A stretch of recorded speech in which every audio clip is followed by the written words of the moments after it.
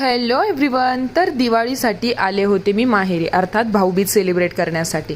तर भाऊबीज वगैरे छानपैकी सेलिब्रेट केल्यानंतर माझा काही एक 7-8 दिवस मुक्काम माझ्या गावीच होता, माझ्या माहेरीच होता.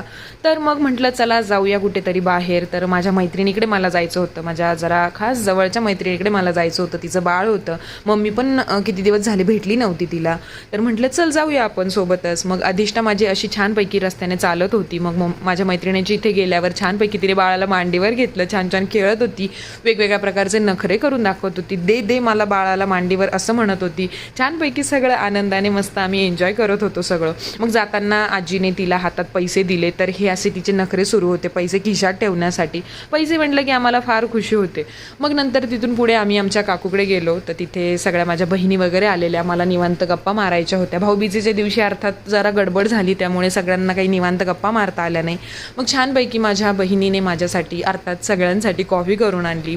मग नंतर आम्ही जरा वेळ गप्पा मारत बसलो. मग माझ्या भावाने खूप दिवसानंतर हे असं चिंचेचं मस्तपैकी सॅशे आणलेलं, एक पॅकेट आणलेलं, जे मला खूप प्रचंड आवडतं. मग आम्ही सगळ्यांनी मिळून ते खाल्लं, खूप आनंद वाटला.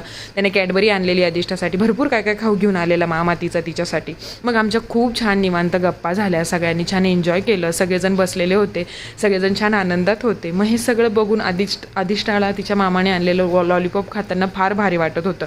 ती ते सोडायलाच तयार नव्हती, तिलाच ते खायचं होतं. मग जे चिंचेचं आणलेलं ते मी तिला देखील दिलं. तिला असं वेगळंच लागलं ते, पण छान वाटत होतं. मग लॉलीपॉपमध्ये मन भरल्यानंतर तिने ते मला दिलं आणि मी इतक्या दिवसांनी लॉलीपॉप खाल्ला, अर्थात खूप वर्षांनी. तर मलाही भारी वाटत होतं. मग मी त्याचाही माझा व्हिडिओ काढून घेतला. मग आम्ही फोडले ते खूप सारे फटाके हातात फोडायला फारच मजा वाटते. मग आम्ही सगळ्यांनी जराशी आज कुछ तुफानी करते हे म्हणत सगळ्यांनी खूप सारे फटाके हातात फोडले. मी काही तेवढे फोडले नाही, आता तेवढा कॉन्फिडन्स नाही राहिला फटाके हातात फोडायला. मग नंतर आम्ही घरी आलो. घरी आल्यानंतर अधिष्ठा आणि तिच्या आजोबांची अशी मस्त मजा चालू होती, दांडिया खेळत होते दोघंजण. आणि नंतर मामा आला काहीतरी खाऊ घेऊन. तो खात आणि बघत असा संपवला आजचा दिवस. Thanks for watching. भेटूया पुढच्या ब्लॉगमध्ये. Bye bye.